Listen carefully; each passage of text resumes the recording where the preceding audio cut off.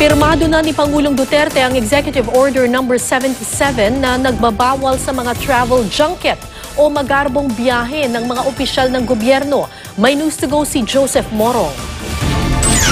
Bawal na ang mga junkets o mga pasarap na biyahe lamang ng mga opisyal ng gobyerno. Sa pinirmang Executive Order No. 77 ni Pangulong Rodrigo Duterte, hindi na uubra ang mga planning workshop o team building activities sa ibang bansa.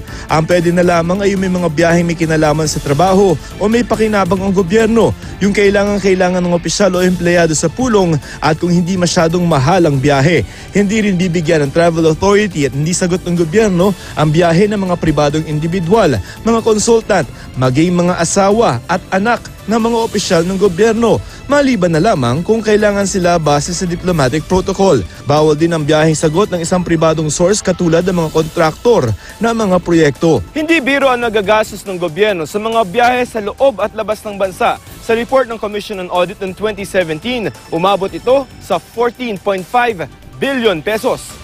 Mas mataas ito ng halos 19% kumpara noong 2016. Sa mga ahensya ng gobyerno, nanguna ang Department of Education na lagpas 2 bilyong piso ang gastos sa biyahe. Sumunod ang Department of Agriculture na mahigit 1 bilyong piso ang travel expenses noong 2017. Malaki rin ang gastos ng Department of Environment and Natural Resources at Department of National Defense.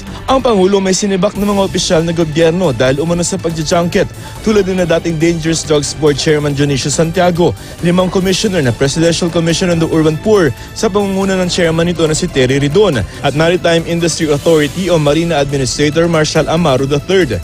Pero maging ang Pangulo naakusahan na rin ng pagja-junket katulad na lamang nang pumunta ito sa Moscow, Russia kasama ang mga paritirong militar at pulis. I was criticized kasi junket daw, sabi ni Presidente Ramos. It was not. We got about 9 billion of ready-made transactions kagad. Na yung sabi nila yung mga opisyal ng police, ng army, alam mo, ang bayad ko sa eroplano, kaya ako lang mag-isa doong pasahero, pupunuin ko ng tao, pareho lang.